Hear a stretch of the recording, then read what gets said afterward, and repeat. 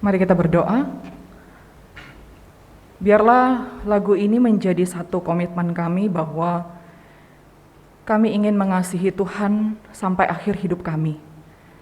Bukan karena untuk menyuap Tuhan, agar Tuhan menyelamatkan kami di saat-saat keadaan kami sulit. Bukan semata-mata karena untuk menyenangkan hati orang lain, tapi karena cinta Tuhan yang sudah kami rasakan terlebih dahulu. Oleh sebab itu ya Tuhan, kecintaan kami itu diukur bagaimana kami juga mencintai firman Tuhan. Bagaimana kami untuk dengan penuh kerendahan hati merenungkan kebenaran firman Tuhan. Karena ketika kami merenungkan firman Tuhan, itulah saat di mana kami tahu apa yang menjadi kehendak Tuhan. Tolong kami ya Tuhan, saat-saat di mana kami akan merenungkan firman-Mu, berikan kami kerendahan hati, dan kiranya Roh Kudus juga boleh bekerja di antara kami, agar firman ini bisa disampaikan, dan kami boleh mengerti kebenaran firman. Hamba-Mu juga yang terbatas ini ya Tuhan, kiranya juga Tuhan tolong, agar bisa menyampaikan firman ini, sehingga kami juga boleh mengerti dan melakukan firman. Terima kasih ya Tuhan, terpuji nama-Mu. Di dalam nama Tuhan Yesus kami berdoa dan bersyukur. Amin. Jemaat dipersilakan duduk kembali. Saya kayaknya buka masker aja ya, ngos-ngosan saya.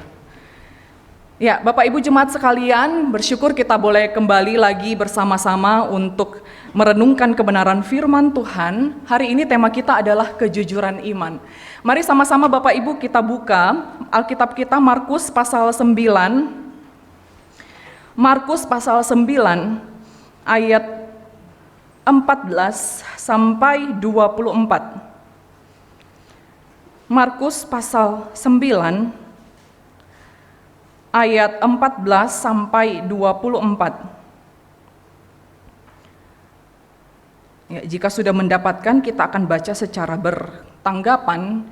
Silahkan kaum pria baca terlebih dahulu ayat 14, kemudian dilanjutkan kaum wanita ayat 15 dan begitu seterusnya hingga ayatnya yang ke-24. Markus pasal 9 ayat 14 sampai 24. Silakan kaum pria terlebih dahulu, 3 ya.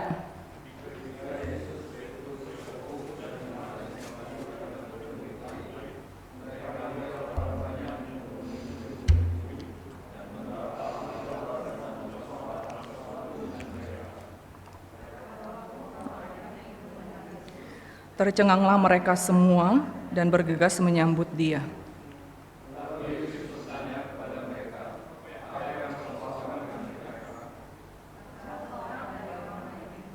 Guru, anakku ini padamu, karena ia kerasukan roh yang membisukan dia.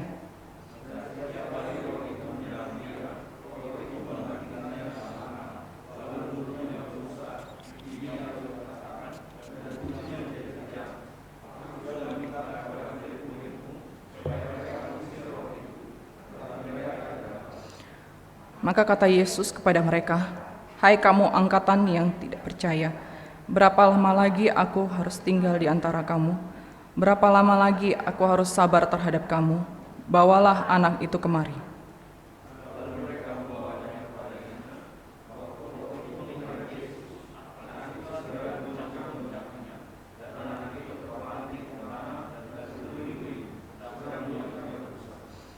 Lalu Yesus bertanya kepada ayah anak itu, "Sudah berapa lama kami ini?" Jawabnya, "Sejak masa kecilnya."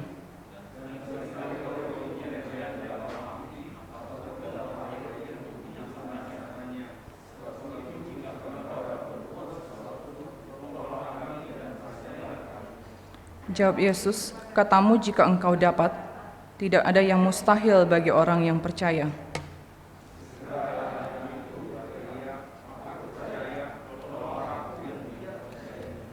Ya, demikian pembacaan firman Tuhan. Bapak Ibu jemaat sekalian, hari ini tema kita adalah kejujuran iman. Di dalam kehidupan kita pasti ingin melakukan satu kebenaran, ya. Kita pasti ingin hidup benar. Kita pasti ingin menjadi orang yang selalu jujur di dalam hidup kita. Tapi bukankah di dalam realitanya, di dalam kehidupan kita sehari-hari, kejujuran itu merupakan sesuatu hal yang sulit sekali untuk kita lakukan. Kenapa? Karena memang kita masih hidup di dalam daging, kita masih hidup di dalam dunia ini. Ada kepentingan-kepentingan tersendiri yang kita lakukan, yang kita katakan untuk membenarkan diri kita sehingga kita terhindar dari segala hal-hal yang kita tidak inginkan dengan cara kita melakukan kebohongan atau tidak jujur. Kita lebih rela melatih diri kita untuk melakukan hal-hal yang duniawi. Kita lebih banyak mungkin berbohong daripada jujur mengakui kelemahan kita di hadapan Tuhan. Karena kebiasaan-kebiasaan kita sehari-hari mungkin kita tidak jujur kepada sesama kita, dan itu terbawa di dalam kehidupan kerohanian kita. Sehingga kita seringkali tidak mengakui kelemahan kita di hadapan Tuhan dengan penuh kerendahan hati, sehingga Tuhan bisa memulihkan iman kita. Bapak Ibu, mengakui kita adalah orang yang berdosa itu gampang. Tetapi mengakui dosa kita secara spesifik kepada Tuhan itu susah. Kita mungkin bisa bilang, iya Tuhan, saya adalah orang yang berdosa. Tapi untuk mengakui bahwa saya adalah orang sombong, saya adalah orang yang penuh dengan kedengkian, penuh dengan keserakahan, hati saya penuh dengan iri hati, itu hal yang sulit Bapak Ibu. Beberapa kali saya bilang di kelas KTB Pasutri, kalau kita bilang saya berdosa, itu gampang. Saya yakin semua kita di sini pasti mengaku, iya saya orang paling berdosa. Tapi untuk mengakui dosa kita secara spesifik, itu butuh skill Bapak Ibu. Makanya itu kalau di dalam self-reflection, di dalam saat teduh, itu saya ajak mereka, coba pikirkan dosa secara spesifik apa yang kita lakukan kepada pasanganmu. Jangan cuma iya saya berdosa, saya orang yang sering menyebabkan konflik. Iya, tapi apa? Dosa spesifik apa yang kita lakukan? Karena kejujuran itu merupakan awal dari pemulihan kita Bapak Ibu. Dan pagi ini kita akan merenungkan firman Tuhan tentang bagaimana seorang ayah yang datang kepada Tuhan dengan penuh kejujuran akan iman yang rapuh. Hal yang pertama kita bisa pelajari di sini. Kejujuran iman membuat kita datang kepada Tuhan dengan kerendahan hati. Bapak Ibu sekalian, kita perhatikan di dalam ayat 21. Di sini ayahnya mengatakan bahwa anak ini sudah menderita sejak kecil. Saya yakin Bapak Ibu, ini bukanlah usaha pertama yang dilakukan sang ayah untuk menyembuhkan anaknya. Saya yakin sekali, dan juga beberapa penafsir Alkitab lainnya mengatakan bahwa pasti banyak sekali usaha-usaha yang dilakukan oleh sang ayah ini untuk menyembuhkan anaknya. Mungkin sudah ribuan kali dia datang ke dokter, datang ke tabib-tabib, datang ke orang-orang yang dianggap bisa menyembuhkan penyakit ini.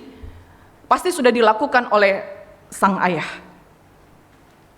Saudara-saudara, kalau kita yang sudah jadi orang tua, pasti bisa merasakan betapa gelisahnya hati kita kalau anak kita itu sakit. Beberapa bulan yang lalu kami sekeluarga kena COVID, ya. Kami sekeluarga kena COVID, saya, contoh Henry dan juga anak-anak. Hari ketiga itu L itu sempat kejang, ya, sekitar jam-jam 9:30 itu di dalam pelukan saya. Itu kami baru bercanda-bercanda gitu, baru ketawa-ketawa. Jos di samping saya, L di samping kiri. Lalu kemudian itu habis bercanda kami tidur, mau tidur, belum nyenyak. Tiba-tiba saya melihat ada gerakan aneh dari L.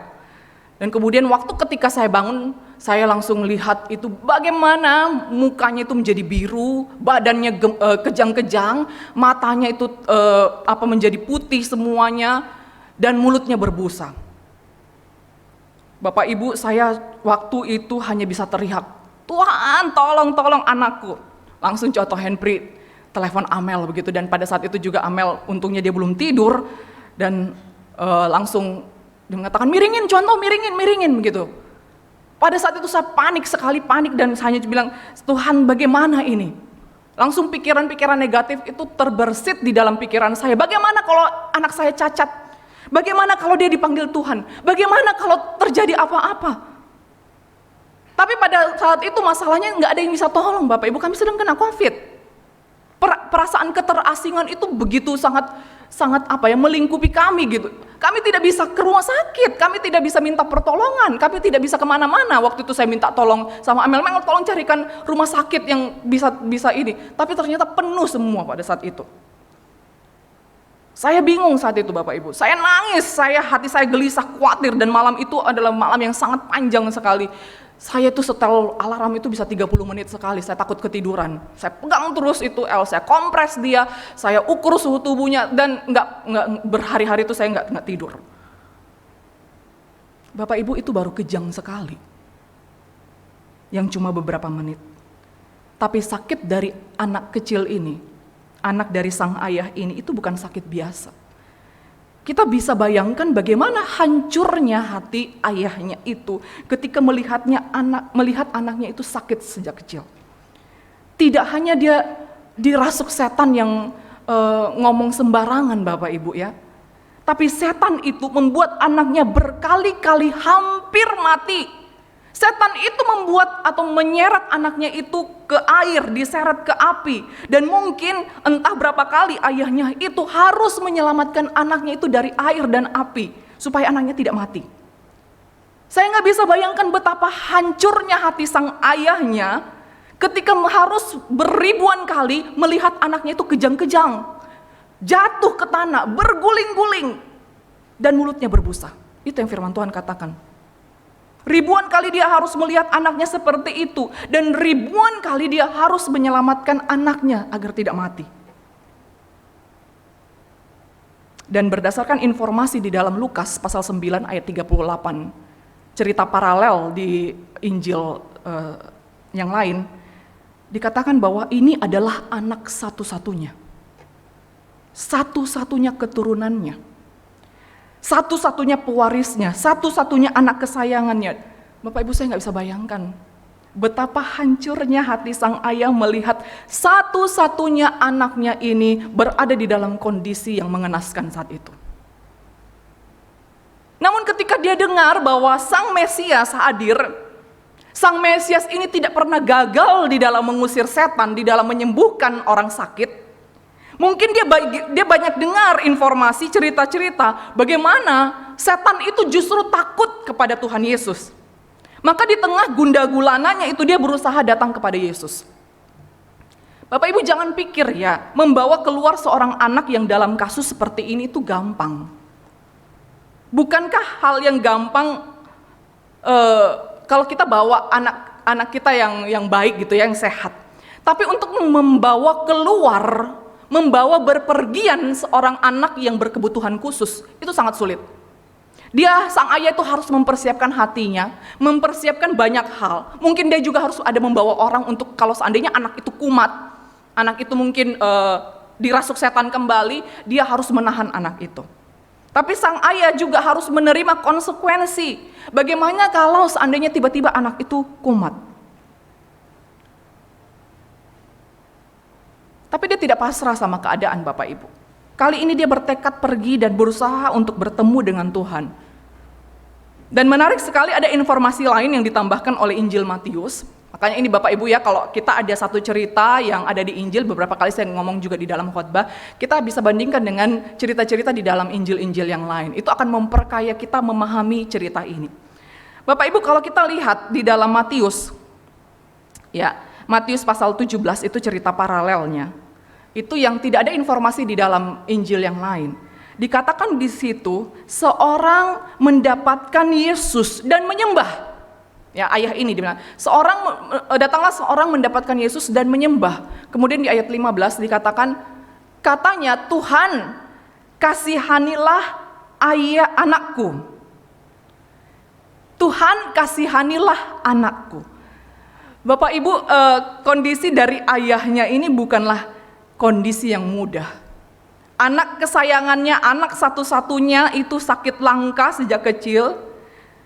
Anaknya itu tidak bisa bertumbuh dengan normal, tidak bisa dia melihat anaknya itu bermain-main seperti anak teman-temannya mungkin. Segala usaha dia sudah lakukan demi kesembuhan anaknya, tidak ada satupun yang berhasil. Dan ketika dia tahu sang Mesias telah datang, maka ia pun berinisiatif datang kepada Tuhan, menyembah Tuhan dan mengatakan, Tuhan kasihanilah kami. Bapak Ibu, inilah bentuk dari iman yang jujur di hadapan Tuhan. Dia tidak datang kepada Tuhan dengan segudang protes, Bapak Ibu. Tuhan, saya kan sudah lakukan ini dan itu Tuhan, kenapa nggak sembuh-sembuh sih?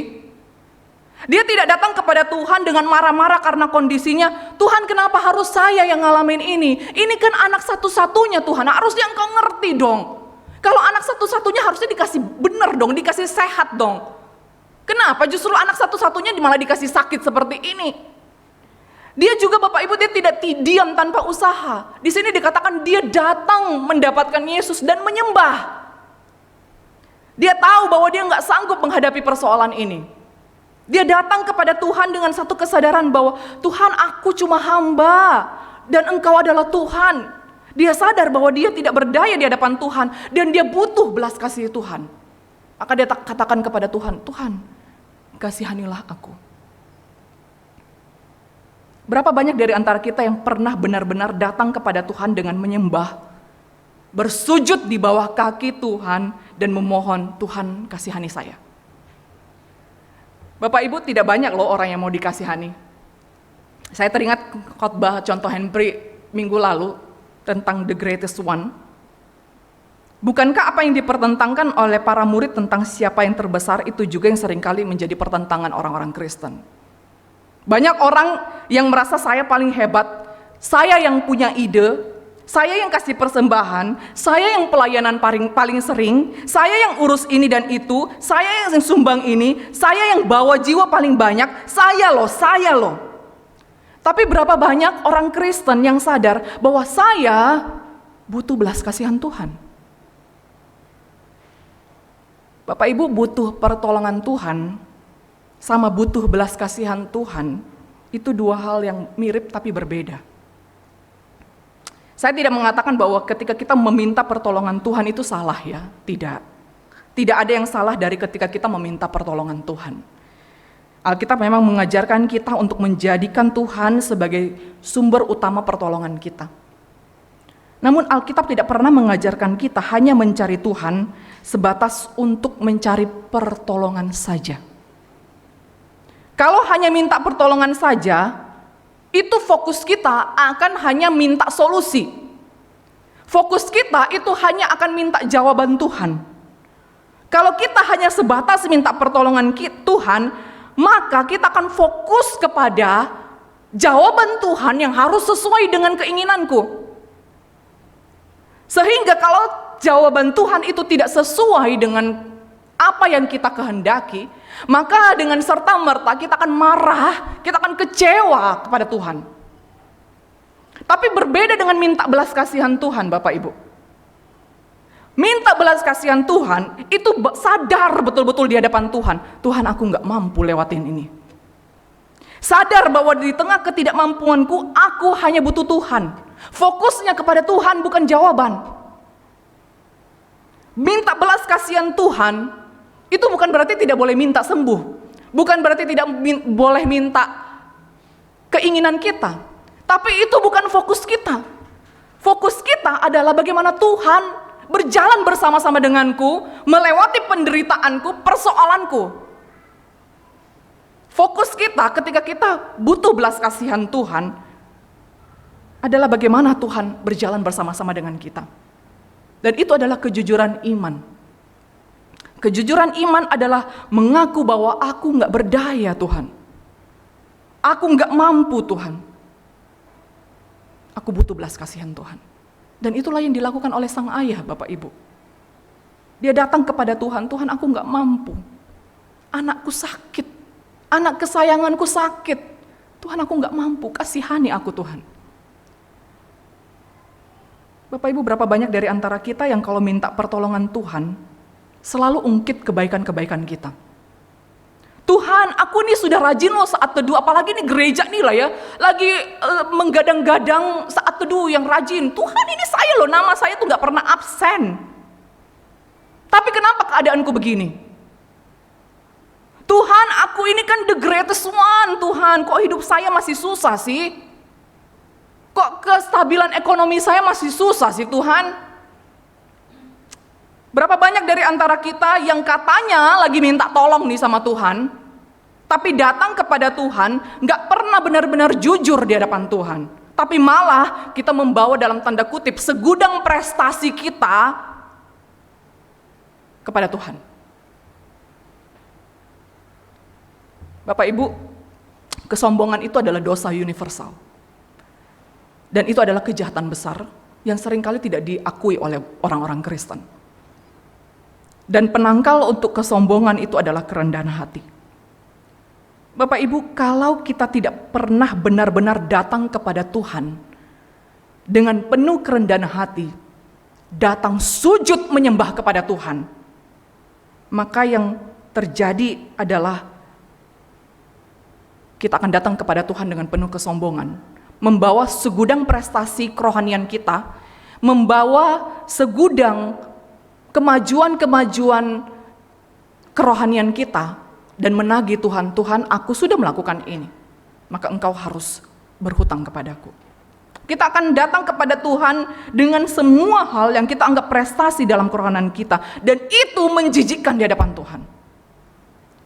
Bapak Ibu, maka perlu kita sesekali, bukan sesekali Bapak Ibu, setiap kali kita berdoa datang kepada Tuhan. Datanglah kepada Tuhan dengan sujud menyembah dan minta, Tuhan kasihanilah aku. Hal yang kedua yang kita bisa pelajari Bapak Ibu, keraguan-raguan merupakan perjalanan dari kejujuran iman. Bapak Ibu jemaat sekalian, apakah kedatangan sang ayah ini menghasilkan jawaban yang ia inginkan? Alkitab mengatakan di dalam ayat 18b, Markus 9 ayat 18b, dikatakan di situ, Tuhan, aku sudah meminta kepada murid-muridmu supaya mereka mengusir roh itu, tetapi mereka tidak dapat.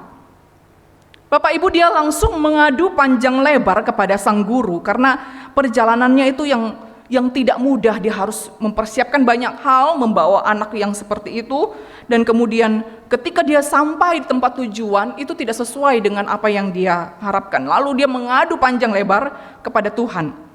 Dia berharap akan ada kesembuhan, tapi yang terjadi ternyata gak ada sama sekali. Dan mungkin Bapak Ibu, entah dia harus menunggu berapa lama itu para murid menengking setan-setan yang ada di dalam tubuh anaknya, tapi gak keluar-keluar. Dan sang ayah berada di dalam keadaan yang sangat putus asa pada saat itu. Ditambah lagi Bapak Ibu, karena peristiwa itu membuat dikatakan di dalam ayat 14 ya, di situ beberapa ahli Taurat itu sedang mempersoalkan sesuatu dengan mereka. Dan beberapa tafsiran yang saya baca, kemungkinan besar para ahli Taurat itu sedang mempersoalkan atau mempertanyakan kuasa para murid, kenapa nggak berhasil kali ini. Bapak Ibu, kalau saya berada di dalam posisi sang ayah, saya pasti akan sangat merasa bersalah.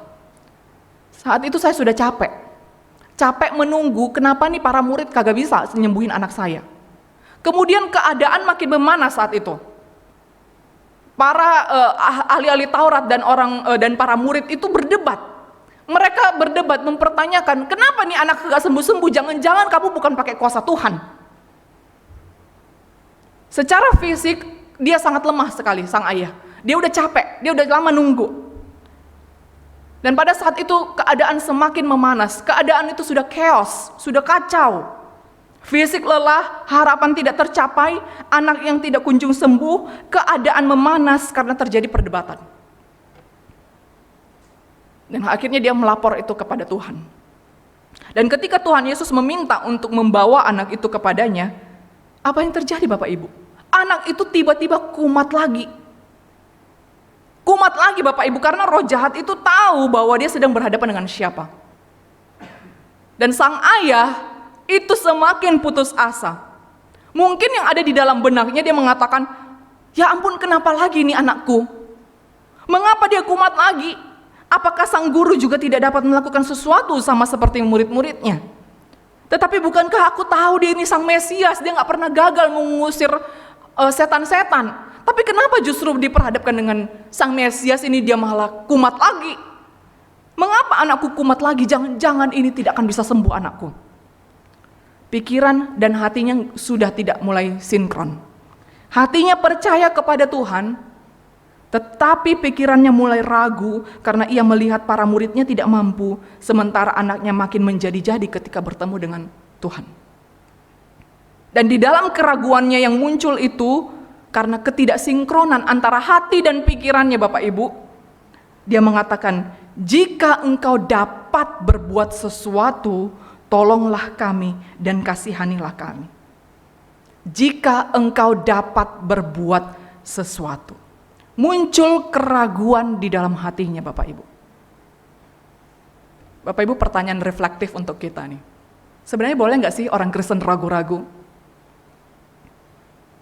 Boleh nggak sih kita ragu apakah Tuhan mengasihi kita ketika keadaan menjadi rumit dan ketika hal yang tidak pasti itu terjadi? Bapak Ibu, kita perlu membedakan antara ragu-ragu dan skeptis ya. Keduanya mirip tapi tak sama. Skeptis. Skeptis itu adalah ketidakpercayaan atau keraguan tentang sesuatu yang belum tentu kebenarannya. Bahkan seorang pakar mengatakan bahwa skeptis adalah sikap untuk selalu mempertanyakan segala sesuatu, meragukan apa yang diterima, dan mewaspadai segala kepastian agar tidak mudah ditipu. Seorang yang skeptis akan berkata, saya rasa itu tidak benar ya, saya akan menceknya. Tidak ada yang bisa kita ketahui, tidak ada yang pasti, tidak ada kebenaran yang absolut. Saya ragu-ragu dengan kebenaran yang absolut itu. Itu orang skeptis. Karena dia percaya tidak ada kebenaran yang absolut. Tapi kalau keraguan Bapak Ibu, orang ini tetap percaya kepada satu kebenaran. Dia tahu Allah itu baik, Allah Maha tahu, Allah Maha kuasa, Allah Maha adil. Dia percaya kebenaran yang absolut. Tapi karena yang dia lihat itu tidak sinkron dengan apa yang dia percayai, maka dia mulai bimbang. Dia tetap percaya Bapak Ibu. Cuma karena ketidaksinkronan tentang apa yang dia percaya dengan apa yang terjadi, maka dia mulai imannya ragu-ragu. Mungkin orang-orang yang ragu-ragu ini mengatakan, Tuhan, aku tahu engkau baik. Rancanganmu tidak pernah gagal. Rancanganmu selalu yang terbaik bagi kami. Tapi kenapa saya mengalami ini Tuhan? Kenapa ini terasa menyakitkan? Kenapa cobaan begitu berat? Kenapa Tuhan? Aku ragu Tuhan. Tapi Tuhan bantu aku. Tolong aku Tuhan, kasihani aku. Tolong aku supaya aku tetap bisa melalui semua persoalan hidup ini, agar aku tetap beriman kepada Engkau sebagai satu-satunya juru selamat. Bapak Ibu, orang yang ragu-ragu, itu dia akan tetap terus minta pertolongan kepada Tuhan. Sekalipun dia tidak bisa menyelami pemikiran Tuhan. Orang yang ragu-ragu, dia akan tetap kembali kepada kebenaran yang sejati, sekalipun dia tidak mengerti apa yang sedang terjadi. Bapak Ibu, waktu kami liburan ke Jakarta, kami kan road trip ya, pakai mobil, dan itu baru pertama kali. Waktu pergi ada Bapak Berkat yang bantu kami, dia bersama-sama dengan kami, jadi agak santai. Tapi waktu pulang Bapak Ibu, contoh handbrake kan yang nyetir sendiri, dan kami berdoa, Tuhan tolong kami, kadang-kadang walaupun sudah perginya ada yang temenin, pulangnya kan karena belum pernah, jadi kadang-kadang masih bingung begitu. Sekalipun Bapak Ibu ada plang petunjuk jalan, namun kami berkali-kali ragu, kira-kira ini jalan benar nggak ya? Waktu lewatin hutan, ini kayaknya hutan ini belum pernah deh kita lewatin waktu kita pergi, ya kayaknya beda ya. Ini jenis-jenis pohonnya tuh kayaknya beda. Aduh, bener nggak ya jalan ini? Tapi kayaknya bener sih, tapi gimana ya? Kayaknya beda begitu. Tapi satu kepercayaan kami bahwa kalau mau lewat manapun, kami pasti akan sampai ke Bengkulu. Bapak Ibu, tapi orang skeptis, dia nggak akan percaya yang dia lalui. Dia ketemu plang ke Bengkulu, dia akan bilang, ini kagak bener nih. Ini jangan-jangan pemerintah yang salah taruh plangnya. Ini jangan-jangan ada orang yang pengen ngerjain kita nih. Bodoh amat lah, lu mau ngomong apa, mau lewat sini, gue pokoknya punya pemahaman sendiri. Ya. Dan orang skeptis biasanya akan mengatakan, mending gue balik aja dah, gue ambil perjalanan yang lebih pasti-pasti. Gue pulang ke Jakarta naik pesawat, udah pasti nyampe, daripada gue naik mobil. Bapak Ibu, jelas sekali perbedaan orang skeptis sama ragu-ragu. Dan pendeta Yakub Trihandoko dia pernah mengatakan begini, keraguan itu tidak selalu tidak baik, tapi bukan selalu baik ya Bapak Ibu ya. Orang yang selalu ragu-ragu itu juga dipertanyakan imannya. Tapi dia mengatakan begini, keraguan itu tidak selalu tidak baik. Keraguan itu bisa saja menjadi batu loncatan kepada sesuatu yang lebih baik.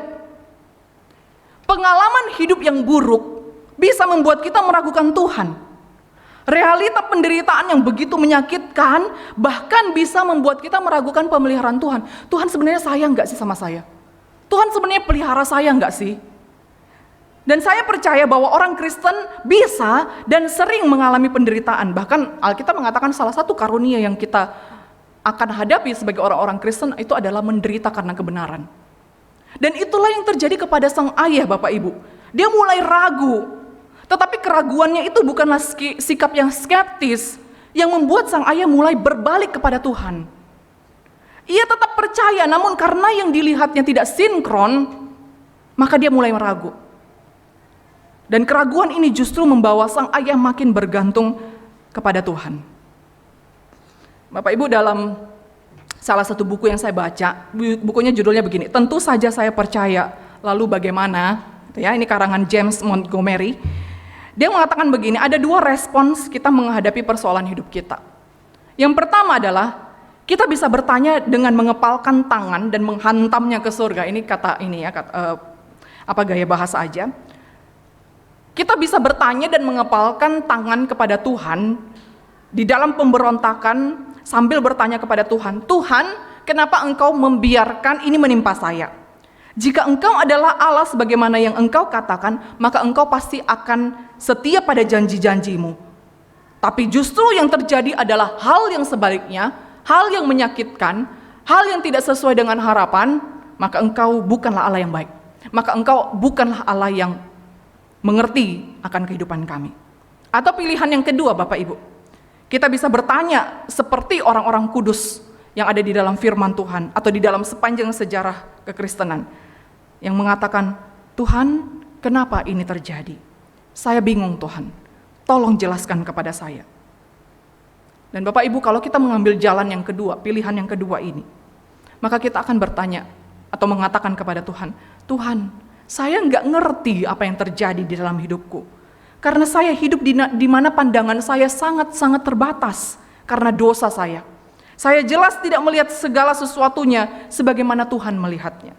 Saya datang kepadamu untuk memperoleh wawasan yang hanya dapat diberikan olehmu.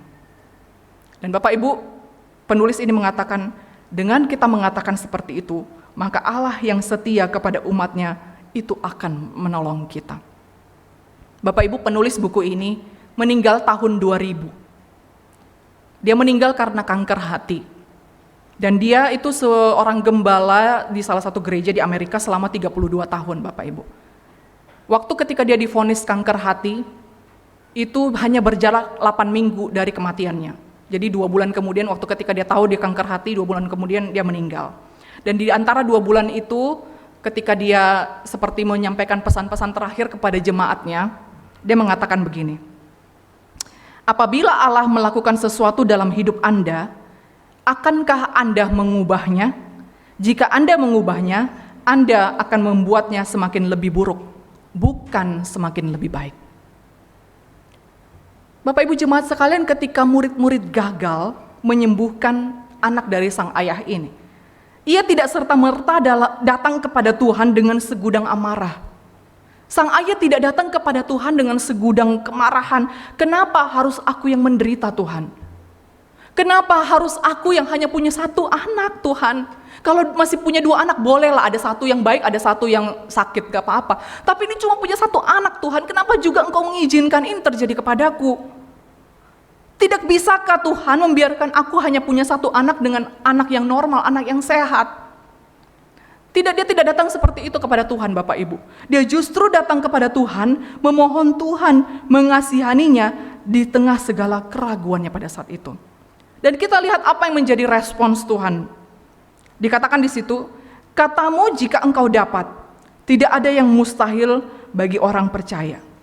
Bapak Ibu, ketika Tuhan mengatakan ini, katamu jika engkau dapat, itu bukan seperti kayak nada amarah gitu ya. Bukan seperti seolah-olah mengatakan, apa katamu jika aku dapat? Gimana sih kamu? Tidak Bapak Ibu. Tuhan tidak marah dengan konsep keraguan-raguan sang ayah ini. Tuhan tidak baperan ketika manusia salah mengerti tentang dirinya.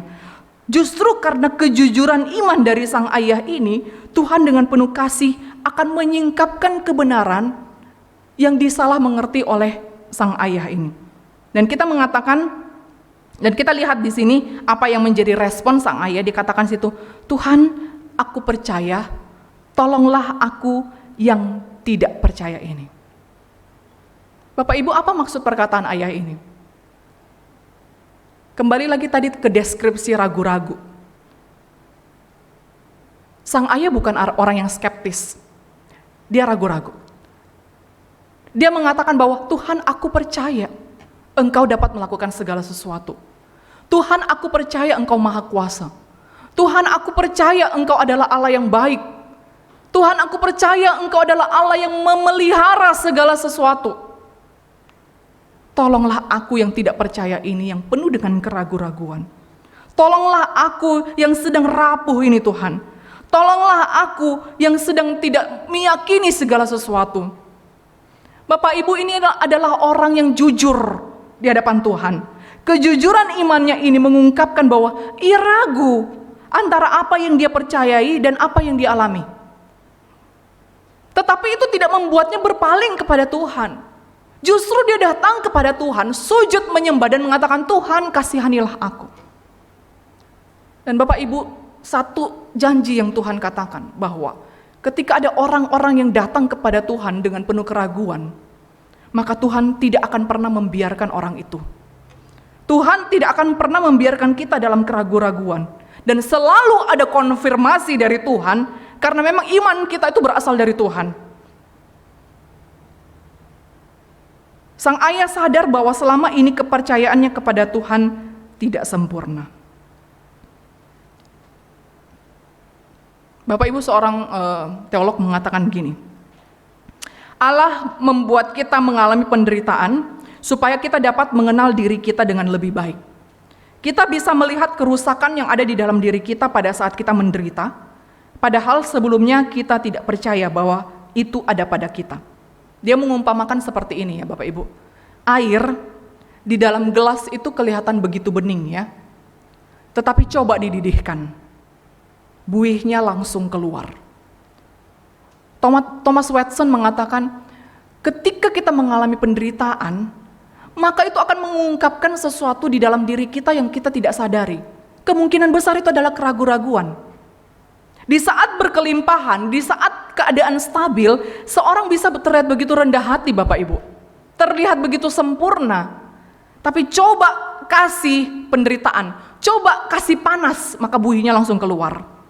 Sifat aslinya langsung keluar. Bapak Ibu, begitu juga kita dengan orang Kristen. Penderitaan justru membuat kita bersikap paling jujur di hadapan Tuhan. Dan Tuhan ingin menyadarkan kita bahwa engkau sebenarnya masih belum sungguh-sungguh percaya kepada Tuhan. Engkau sebenarnya masih ragu. Engkau hanya pelayanan gara-gara pengen memiotangi Tuhan. Sehingga suatu saat kalau ada masalah, kita bisa tagih Tuhan. Dan Tuhan ingin memunculkan buih-buih keberdosaan kita itu melalui penderitaan. Dan pada saat itu Tuhan ingin kita datang menyembah Tuhan dengan satu kerendahan hati, bahwa Tuhan, aku gak sanggup. Tuhan, aku butuh belas kasihan Tuhan. Jadi Bapak Ibu jemaat sekalian, jangan takut ketika kita ragu-ragu dalam perjalanan iman kita. Keraguan itu tidak selalu tidak baik, tetapi bukan selalu baik. Orang yang sedikit ragu-ragu itu mencerminkan dia tidak percaya sama Tuhan. Bapak Ibu, keraguan kepada Tuhan itu jika ditangani dengan baik, itu akan menjadi satu batu loncatan iman kepada iman yang lebih kuat. Kita ingat respons yang terjadi kepada Thomas ya. Thomas, kalau kita ingat Thomas murid yang ragu-ragu, yang tidak percaya. Respons yang tepat dari Tuhan ketika Thomas ragu-ragu dan Tuhan meresponi Thomas itu, Maka apa yang terjadi kepada Thomas? Dia menjadi seorang rasul yang mati martir. Bahkan menurut tradisi, dia itu mati martir demi memberitakan iman Kristen di India Selatan. Bapak Ibu, bagaimana dengan kita? Maka jika kita sekarang ada dalam kesulitan, ada penderitaan, dosa yang sedang kita gumulkan, datang kepada Tuhan. Dengan penuh kerendahan hati, sebutkan dosa kita secara spesifik, sebutkan pergumulan kita secara spesifik, minta Tuhan berbelas kasihan kepada kita. Dan yang kedua adalah, jika ada keraguan tentang Tuhan, jika ada hal-hal yang membuat iman kita goyah, maka datang juga kepada Tuhan dengan penuh kejujuran iman, maka Tuhan yang akan memulihkan iman kita. Mari kita berdoa. Bapa di surga, kami bersyukur ya Tuhan, kalau kami hari ini bisa berdiri sekarang, bisa datang kepada Tuhan. Mungkin di antara kami ya Tuhan, ada orang-orang yang seringkali tidak jujur di hadapan Tuhan. Kami bisa mengatakan bahwa kami adalah orang yang berdosa, namun pada saat yang sama, kami bisa memaparkan begitu banyak kehebatan prestasi rohani kami. Sehingga kami datang kepada Tuhan tidak penuh dengan kerendahan hati. Atau justru mungkin kami pada saat ini adalah orang yang meragukan iman Kristen kami, meragukan Tuhan. Tapi Tuhan, kami tidak ingin menjadi orang yang skeptis. Kami ingin kembali lagi kepada Tuhan, membawa keraguan-raguan kami kepadamu ya Tuhan. Karena Engkau adalah kebenaran yang absolut, kebenaran satu-satunya yang mutlak di dunia ini. Dan ketika kami meminta Engkau memulihkan keraguan iman kami ya Tuhan, maka kami percaya Engkau akan memulihkan kami. Sama seperti ayah yang ada di dalam cerita firman Tuhan yang kami sudah dengarkan ini. Ketika dia ragu-ragu, ketika dia di dalam persoalan, maka dia datang kepada Tuhan dengan penuh kerendahan hati, meminta belas kasihan Tuhan, dan Tuhan sendiri yang memulihkan dia. Terima kasih ya Tuhan, kami bersyukur kami memiliki Allah yang penuh dengan belas kasih. Terpuji namamu, di dalam nama Tuhan Yesus kami berdoa dan bersyukur. Amin.